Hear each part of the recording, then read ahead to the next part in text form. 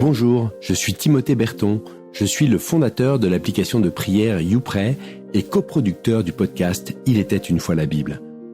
Je vous invite à nous retrouver dès aujourd'hui pour vivre notre retraite de Carême 2025 qui a pour thème la question que Jésus pose à ses disciples « Et vous, que dites-vous?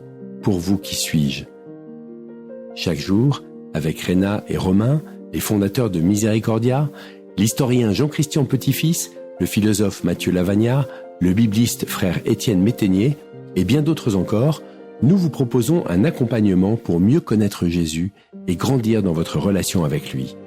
Pour cela, téléchargez dès maintenant l'application YouPray et découvrez des milliers de contenus inspirants pour prier et prendre soin de votre vie spirituelle.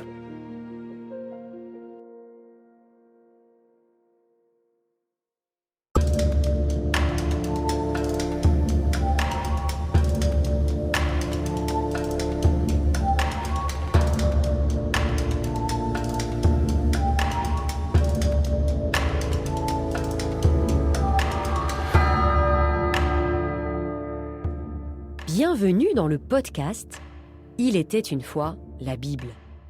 Ce podcast est la rencontre de deux passions. YouPray, l'application audio qui accompagne votre vie spirituelle quotidienne, et Bibliapédia, l'association qui cherche à faire connaître et aimer la Bible. Ensemble, nous avons conçu ce podcast inédit qui vous raconte, épisode après épisode, le livre le plus vendu au monde, avant même Harry Potter. Le Décalogue. Dans les 2 épisodes précédents, nous avons vu les nombreux miracles de Dieu à l'œuvre dans la vie des Hébreux. Ces derniers poursuivent leur route vers le Sinaï, qui est la destination que Dieu a indiquée à Moïse.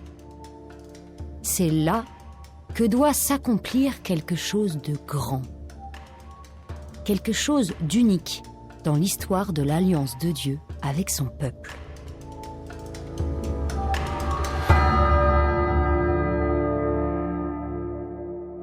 Le 3e mois qui suivit la sortie d'Égypte, jour pour jour, les fils d'Israël arrivèrent dans le désert du Sinaï. C'est en partant de Réphidim qu'ils arrivèrent dans ce désert, et ils y établirent leur camp juste en face de la montagne. Pour toutes les indications géographiques et pour suivre l'avancée des Hébreux dans le désert depuis l'Égypte jusqu'à la terre promise, n'hésitez pas à chercher sur Internet dans n'importe quel moteur de recherche. Tapez itinéraire hébreu Exode et vous trouverez une image. Cette introduction est solennelle. Le chiffre 3 représente la perfection. Et puis le peuple établit son camp face à la montagne, comme si cette montagne était un personnage. Moïse monta vers Dieu. Le Seigneur l'appela du haut de la montagne. Regardez comme c'est beau, on dirait 2 amoureux. Moïse monte le rejoindre et Dieu l'appelle de là-haut. Nous arrivons maintenant à une étape très importante dans l'histoire d'Israël. Dieu avait d'abord choisi des hommes, Abraham, Isaac, Jacob, puis une famille, mais il n'avait pas encore choisi Israël comme peuple. Et c'est ce qu'il va faire. Tu annonceras aux fils d'Israël. Vous avez vu ce que j'ai fait à l'Égypte, comment je vous ai porté comme sur les ailes d'un aigle et vous ai amené jusqu'à moi. Maintenant donc, si vous écoutez ma voix et gardez mon alliance, vous serez mon domaine particulier parmi tous les peuples. Car toute la terre m'appartient, mais vous serez pour moi un royaume de prêtres, une nation sainte. Retenez bien cette référence. Exode, chapitre 19, versets 4 à 6. Dieu commence par rappeler qu'il est le libérateur. Il est obligé de le faire vu que le peuple n'a aucune mémoire.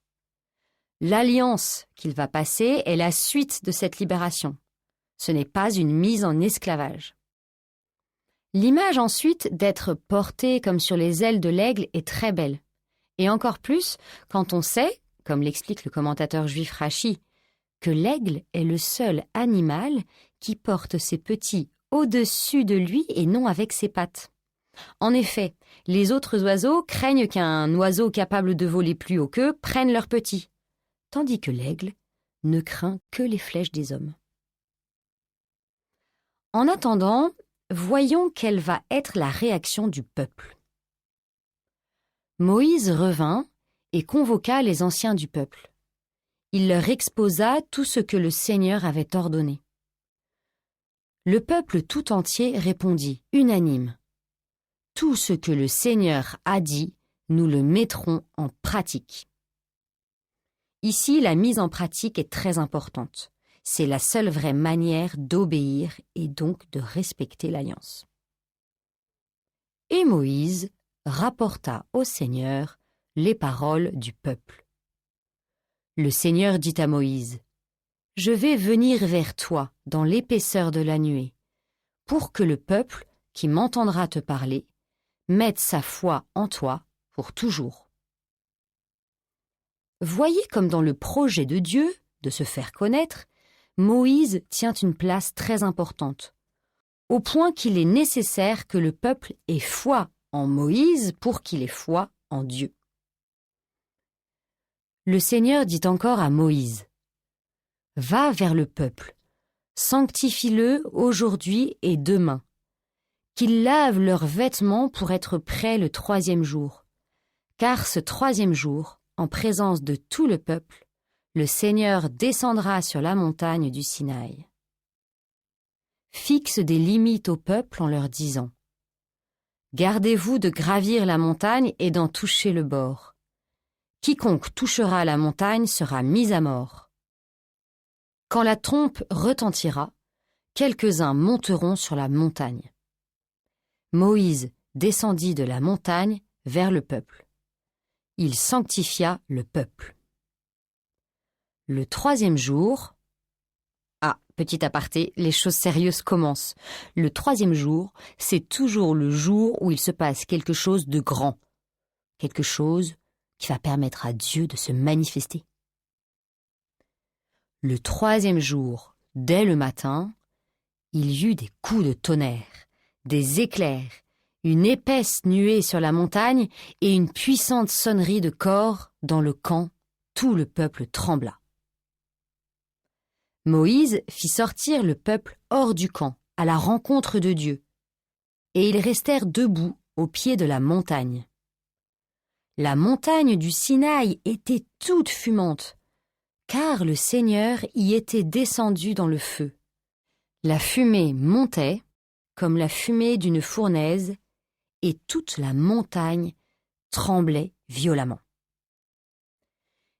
Il faut se rappeler que depuis le début de la Bible, Dieu se fait connaître très progressivement. On entend sa voix, mais quand on voit quelque chose, ce sont souvent des phénomènes naturels. Ici, le tonnerre, les éclairs, la nuée, puis la fumée et le feu, et un grand tremblement de terre, un peu comme un volcan en éruption. Il faudra 2000 ans, entre Abraham et Jésus, pour que Dieu prépare son peuple à l'idée qu'il peut se faire homme. Dieu est obligé de se dévoiler progressivement, car l'homme met du temps à comprendre qui il est. Pour l'instant, ces manifestations montrent la puissance de Dieu. Le Seigneur appela Moïse sur le sommet de la montagne, et Moïse monta vers lui. Ici, on change de chapitre et on arrive au chapitre 20 du livre de l'Exode. Alors Dieu prononça toutes les paroles que voici. Nous arrivons ici à un moment clé que vous avez sans doute senti arriver, les 10 commandements. Mais comme vous le constatez, il n'y a pas écrit que Dieu a prononcé des commandements, mais des paroles. Pourquoi ce mot « parole » ? Une parole est vivante. C'est quelqu'un qui l'a dit à quelqu'un d'autre. Ici, Dieu s'adresse au peuple d'Israël, mais aussi à ceux qui entendent ce texte, en particulier à la synagogue ou à la messe. En plus, le mot « parole » permet de se rendre compte que cet épisode en rappelle un autre. En effet, dans le premier récit de la création, il y a écrit « Dieu dit » 10 fois de suite. Le texte veut nous montrer que Dieu reprend ce qu'il avait dit à la création. L'homme et la femme ont désobéi et du coup, la différence entre le bien et le mal n'est plus toujours évidente dans leur cœur. Et puis, c'est devenu plus difficile de faire le bien et d'éviter le mal. Dieu va donc donner des phrases qui disent explicitement ce qui était évident au moment de la création et qui ne l'est plus à présent.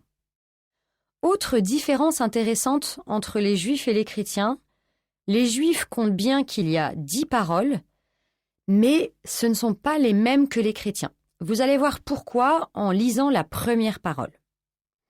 Parole numéro 1. Je suis le Seigneur ton Dieu, qui t'ai fait sortir du pays d'Égypte, de la maison d'esclavage. C'est bien une parole et non un commandement. Pour les Juifs, c'est d'ailleurs la première parole. Les chrétiens ne la considèrent pas comme telle, et pour eux, les 10 commandements commencent après cette première parole. Et c'est une parole très importante. C'est parce que Dieu est un Dieu d'amour qui nous sauve qu'on va l'écouter, lui faire confiance, obéir à sa parole. Cette première parole est la justification de toutes les suivantes. Parole numéro 2. Tu n'auras pas d'autre Dieu que moi. Tu ne feras aucune idole, c'est-à-dire tu ne feras aucune sculpture, car à l'époque toutes les sculptures représentaient des idoles. Donc tu ne feras aucune idole, aucune image de ce qui est là-haut dans les cieux ou en bas sur la terre ou dans les eaux par-dessous la terre. Tu ne te prosterneras pas devant ces dieux pour leur rendre un culte. Pour que le conte soit bon, puisqu'ils ne considèrent pas la première parole comme un commandement, les chrétiens voient ici 2 commandements. Les Juifs, eux, ne comptent qu'une seule parole. Mais le plus important, c'est le contenu. Dieu veut être le seul adoré. Il faut se rappeler que Dieu n'a pas besoin de nous. S'il demande ça, c'est pour notre bonheur. Pour être heureux, nous avons besoin d'une amitié avec lui seul.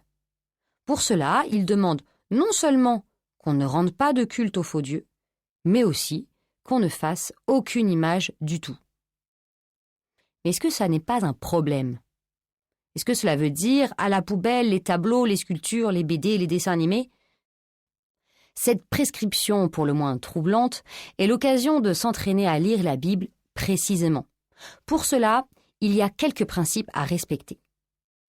Tout d'abord, ne pas lire une phrase toute seule sans regarder ce qu'il y a écrit avant et après. Ici, la phrase sur les images est écrite au moment où Dieu demande qu'on ne soit pas idolâtre. Le but est de ne pas avoir d'idole et le moyen, c'est de ne pas se fabriquer d'images. Ensuite, il faut tenir compte de ce qui se passait à l'époque. On ne faisait pas des œuvres d'art pour le plaisir ou pour faire quelque chose de beau, mais dans un but religieux. Quant à la religion juive, elle n'existait pas encore vraiment. Donc on peut dire qu'à l'époque, une image, c'était forcément une idole. Enfin, dans la Bible, on trouve souvent des avis différents, voire opposés, sur un même sujet. Pourquoi ? Parce que les choses sont rarement simples. Il faudrait donc aller voir ailleurs si la Bible parle des images. On reverra cela, je vous le rassure, dans d'autres épisodes. Ce qu'il faut retenir ici, c'est le pouvoir que l'on donne à l'image. Soit la beauté de l'image nous fait penser à Dieu, dans ce cas, l'image est comme un poteau indicateur, elle nous conduit à Dieu, soit la beauté de l'image nous fait penser que cette image est la chose la plus importante du monde. Dans ce cas, l'image est un mur, elle nous empêche d'aller vers Dieu. Malheureusement, à cause de notre péché, nous sommes plus souvent dans le deuxième cas que dans le premier. C'était vrai il y a 4000 ans, mais c'est sans doute encore plus vrai aujourd'hui dans notre société remplie d'images, d'écrans, de films, de pubs. En plus, cette parole est particulièrement solennelle, puisqu'elle fait partie des 10 paroles. Dieu lui-même les donne à Moïse et elles seront gravées dans la pierre. Il faut donc la prendre très au sérieux. Parole numéro 3. Tu n'invoqueras pas en vain le nom du Seigneur ton Dieu. Comme pour les images, nous ne nous rendons pas assez compte du pouvoir des mots. C'est sur nous que les mots ont un pouvoir, bien sûr. Dieu n'est pas abîmé par nos mots. Par exemple, si nous faisons une fausse promesse au nom de Dieu, ou si nous associons le nom de Dieu à un événement sans importance, cela nous abîme, car nous ne faisons pas dans notre vie la vraie place qui revient à Dieu. Parole numéro 4. Souviens-toi du jour du sabbat pour le sanctifier. Pendant 6 jours, tu travailleras et tu feras tout ton ouvrage. Mais le 7e jour est le jour du repos, sabbat, en l'honneur du Seigneur ton Dieu. Tu ne feras aucun ouvrage. Car en 6 jours le Seigneur a fait le ciel, la terre, la mer et tout ce qu'ils contiennent, mais il s'est reposé le 7e jour. Et voilà, Jamais 203. Après le 7e jour du récit de la création et le 7e jour où on ne ramasse pas la manne, la Bible nous reparle encore du sabbat. J'espère que maintenant vous êtes convaincus qu'il ne faut pas travailler le dimanche. Parole numéro 5. Honore ton père et ta mère, afin d'avoir longue vie sur la terre que te donne le Seigneur ton Dieu. La place de cette parole, numéro 5, est très intéressante. En effet, comme vous l'avez sûrement vu, les 10 paroles vont ensuite être gravées sur 2 tables de pierre. On pense donc qu'il y avait 5 paroles sur la première table et 5 paroles sur la deuxième, ce qui est logique. La première table concerne le culte à rendre à Dieu, l'interdiction d'adorer les idoles, le respect du nom de Dieu, le respect du sabbat. Et la deuxième table concerne les règles entre les hommes. Or, comme vous pouvez le constater en comptant sur vos petits doigts, la parole numéro 5 est sur la première table. Les commentateurs juifs expliquent que c'est pour montrer que les parents sont les représentants de Dieu sur terre pour leurs enfants, et que c'est pour cette raison qu'ils doivent être honorés. En effet, ils sont nos créateurs. Ils sont même nos co-créateurs avec Dieu, quels que soient leurs défauts. Respecter ses parents, c'est donc respecter Dieu. Parole numéro 6. Tu ne commettras pas de meurtre. Petite précision ici, le mot utilisé en hébreu signifie assassinat, c'est-à-dire que le but est de tuer exprès, avec préméditation. En revanche, on a bien le droit de se défendre si on est attaqué. Les 4 dernières paroles ou commandements sont plus explicites et ont moins besoin d'être commentées. Parole numéro 7, tu ne commettras pas d'adultère. Parole numéro 8, tu ne commettras pas de vol. Parole numéro 9, tu ne porteras pas de faux témoignages contre ton prochain. Parole numéro 10, tu ne convoiteras pas la maison de ton prochain. Tu ne convoiteras pas la femme de ton prochain, ni son serviteur, ni sa servante, ni son bœuf, ni son âne, rien de ce qui lui appartient. Si on reprend ces 10 paroles, on s'aperçoit qu'elles sont tout à fait utiles pour notre vie de tous les jours. Tout le peuple voyait les éclairs, les coups de tonnerre, la sonnerie du corps et la montagne fumante. Ils frémirent et se tinrent à distance. Ils dirent à Moïse, « Toi, parle-nous et nous écouterons. Mais que Dieu ne nous parle pas, car ce serait notre mort. » Moïse répondit au peuple, « N'ayez pas peur. Dieu est venu pour vous mettre à l'épreuve, pour que vous soyez saisis de crainte en face de lui et que vous ne péchiez pas. » Le peuple se tint à distance, mais Moïse s'approcha de la nuée obscure où Dieu était. Pourquoi Moïse retourne-t-il voir Dieu? Parce que Dieu n'a pas fini de donner ses instructions. Les 10 paroles n'étaient que l'introduction. Le récit de l'Alliance n'est pas fini, et nous verrons dans le prochain épisode ce qui est appelé par les commentateurs le Code et la cérémonie de l'Alliance. Très bonne semaine à vous et à la semaine prochaine.